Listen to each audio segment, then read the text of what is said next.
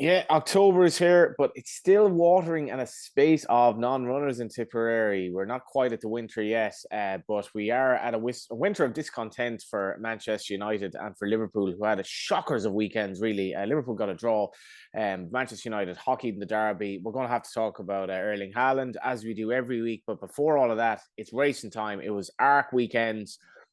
So Mark Prescott wins the ARC with the daughter of Frankel, ridden by a relatively unfashionable jockey. But that wasn't really the big story. This is Johnny Ward and Flynn Goward. We're going to talk about the bets that Star Sports laid over the weekend. Racing, though, this weekend, Flynn, I think was dominated by nothing to do with winning a race or anything like that. And if this arguably took place on the street of a Monday, if you endangered someone's life like Christophe Soumillon did Ross Ryan on Friday, um, what would our reaction be? Because it is, in my view, it's that dangerous what he did. Yeah, I mean, it's not great, whichever way you look at it, whether it was whatever day of the week, it just happened to be on Art Weekend, and it was obviously a Belgian jockey, but in France, and it took centre stage. I don't think it really overshadowed Sunday, because I think that the racing was so good and the It spectacle would was have so if good. Fedini won. Well, yeah, true, but the fact that Alpinista managed to stick her neck out meant it didn't overshadow it, thankfully. But yeah, it was just a real moment of madness from him, really. But I do think you have to have something in you to have those moments of madness. I know that you can say that something came over me, but I'm just thinking that I don't think that I would ever even think about doing that. I know that I've never ridden at all, let alone to a high level or played really high level sport, but I don't think that I've got that Joey Barton in me. Do you know what I mean? To like stick a knee in or to do something really dirty. And I think that some people do just have that in them, like your Joey Bartons of the world, like your Christophe Soumillons. So that even if it was a moment of madness, I think that it did speak of him a little bit himself and what type of person he probably is. Look, thank God Russell Ryan's walked away from it all okay. The one thing I did respect from Christophe Soumillon was the fact that he came on Sky Sports Racing straight away. I'm always an advocate of people, if you have made a mistake, then do just get out in front of it, don't go hiding. And the fact that when I looked up at the TVs here in the trading room, and I saw that he was talking live on Sky, and I saw that he'd obviously pushed him off the horse about 15 minutes earlier, I couldn't believe my eyes, to be honest. So a fair play to him for at least trying to get out in front of it, but that doesn't take away from the fact of what he did. It was just really, really silly, really endangering.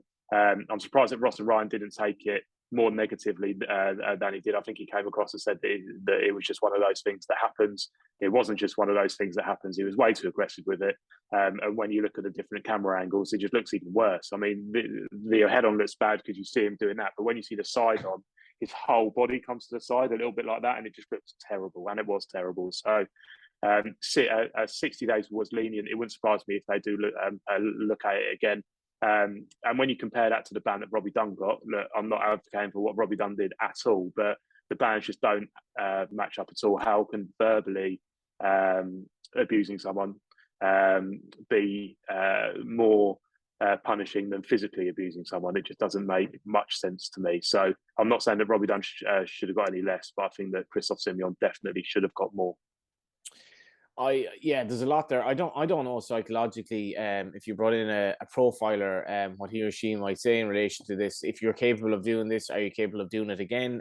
Sometimes in a race, jockeys will do things that, I think, if you look at the Norfolk this year, jockeys will do things that on a horse that are dangerous purely to win. And sometimes I think the jockey and the horse are almost as one, and you're thinking, I need to win this race.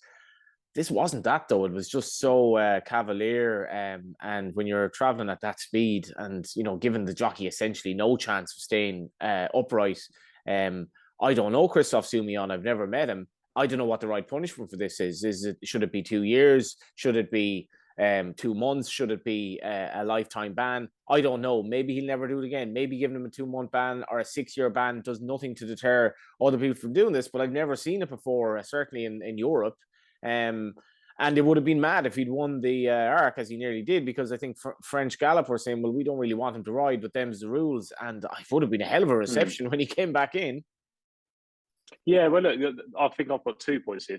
The first point is that I would have to go back and rewatch it, but I'm sure that when I watched the head on, after he knocked him off the horse, he didn't even turn around to look. Like, if you're I like to think if you're a good person and a nice person, and if you've done that, and even if it was a mistake, you would turn around to have a look if the jockey's okay, or if the horse is still there. I'm not sure when you're race riding whether you have that kind of blinded tunnel vision and you don't look outside, but he obviously felt him outside there to feel the need to move him out of the way.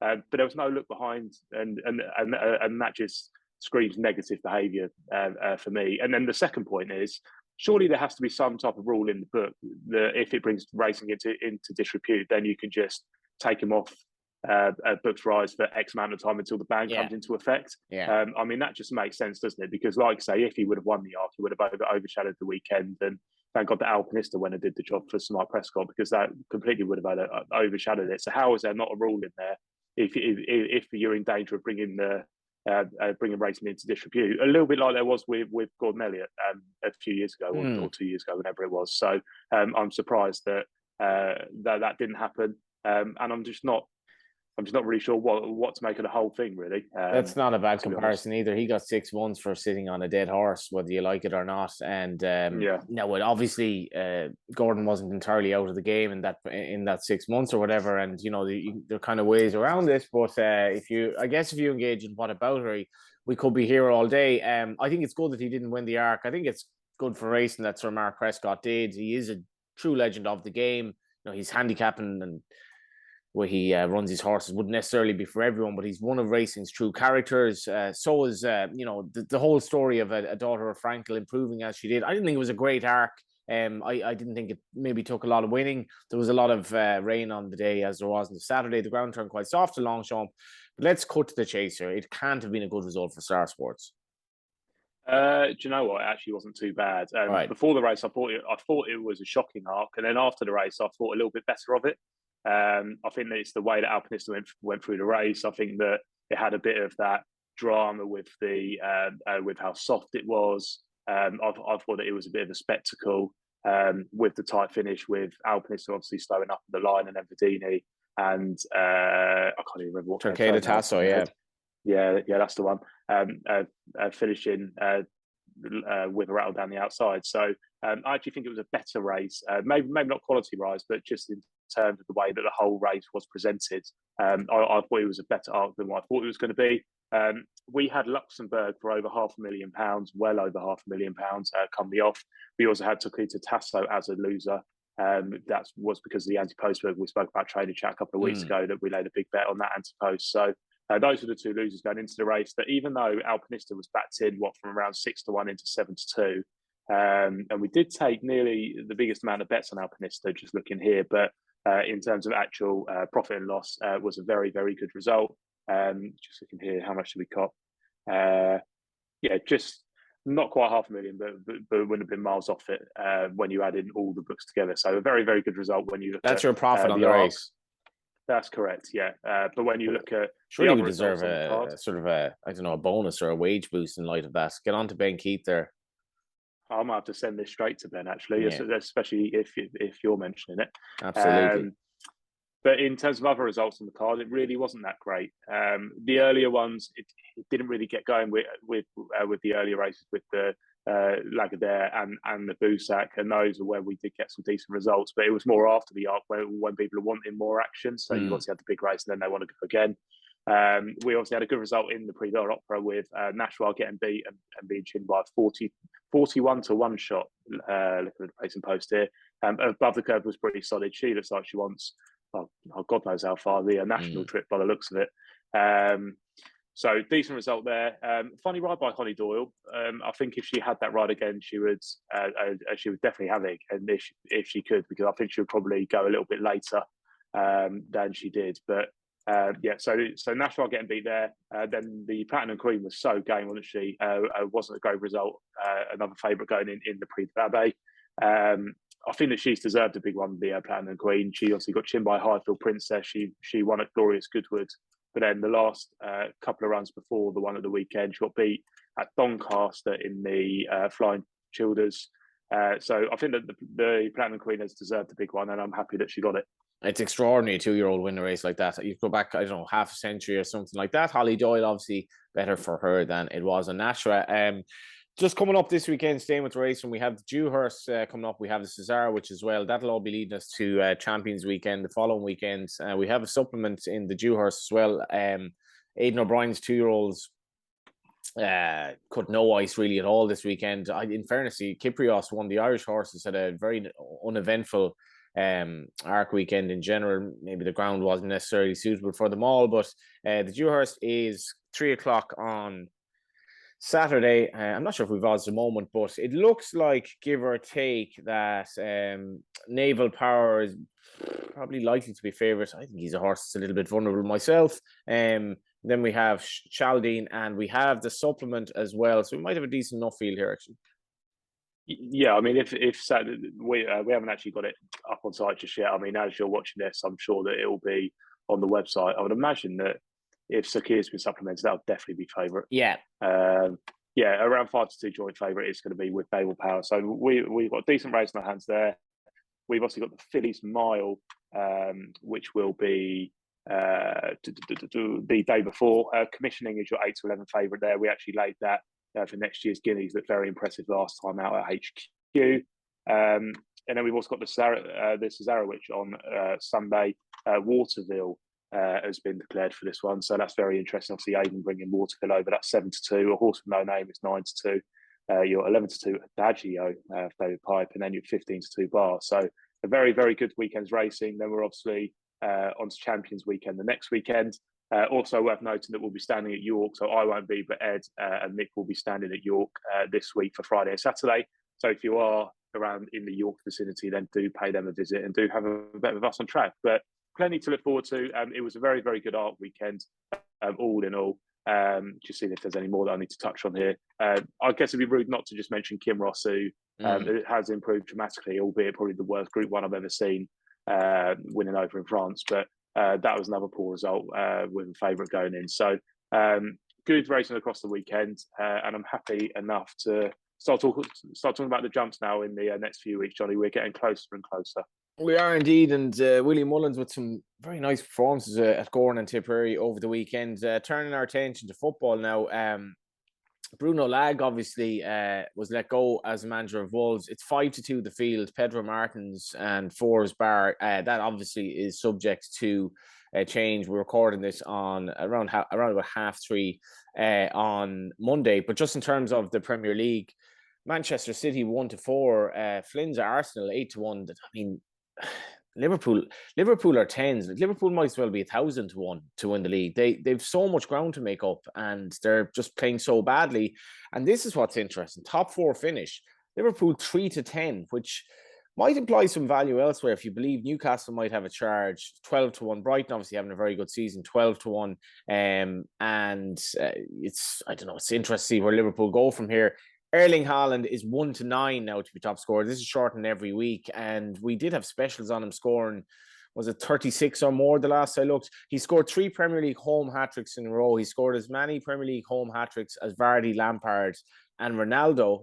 This is just completely off the charts, bonkers, and he's rather upstaged Phil Foden getting a hat-trick in the game itself. What did you make of the game, actually, Flynn? If you saw it, it was literally men against boys. Yeah, it was. I mean, it was. I thought United actually had a chance going into the game just with that counter-attacking style, with the team with possession, a little bit like when they played Arsenal. So I thought it'd be a little bit like that, but obviously, it just turned out that it wasn't at all. I mean, the fact that Man City conceded 3 though does show some kinks in the armour. I know they brought loads of subs on and all that type of stuff, but they have shown a little bit this year that they can fall to Man City. Obviously, you had Newcastle earlier on in the season, so. They have had their moments, City, where they have looked in trouble and they can concede and get a bit panicky. So I think 4-1 is short enough, to be honest. The only issue is who challenges. And Arsenal are the only team at the moment who look like they could go the pace. We're obviously 8-1. You obviously said that Liverpool are 10s. They've got some finding to do, Liverpool. Just defensively, they look really, really poor. Well, the next 2 games are Arsenal and Man City as well, which on current form, they'll do well to get anything from. They've no chance against Man City on current form. And Arsenal have to be favourites against Liverpool at the moment. I think Arsenal are home, aren't they?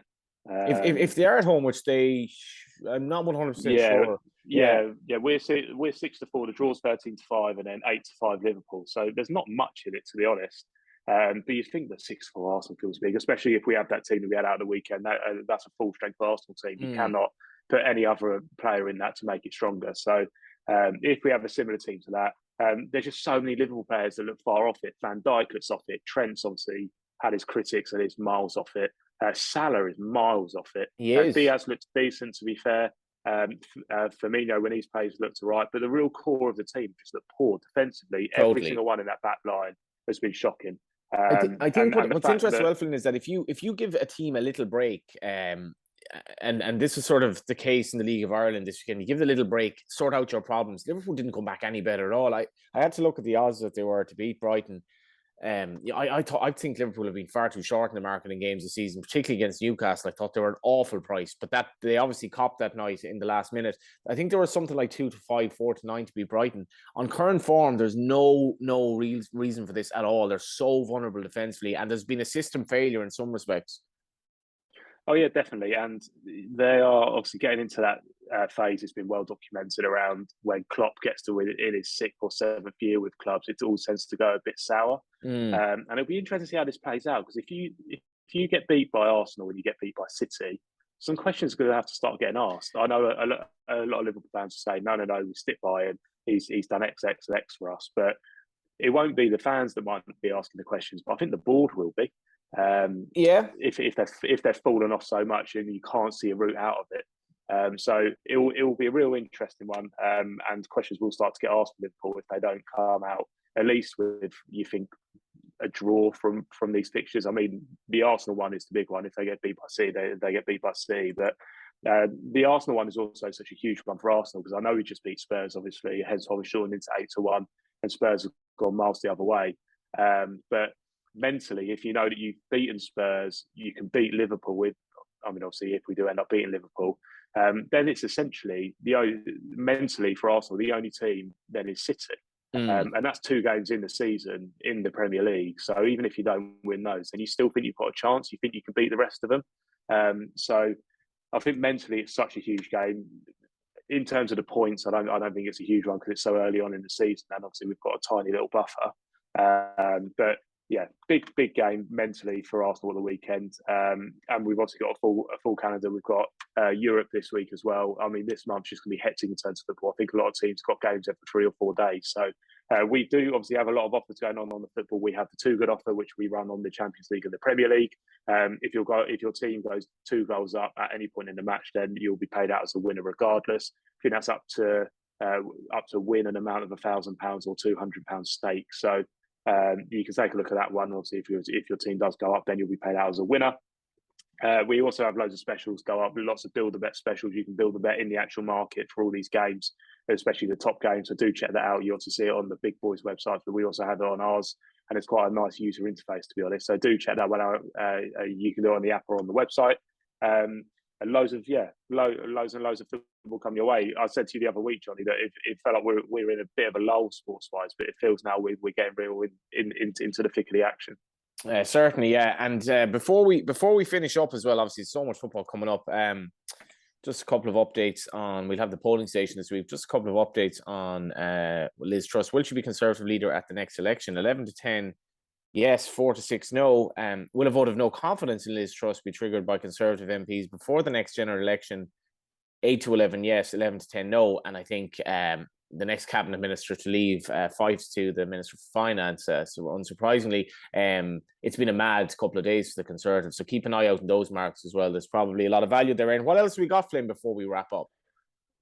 Just a couple of things this week. So we've got obviously a big boxing card at the weekend. We've got Chris Eubank Jr. versus Conor Benn.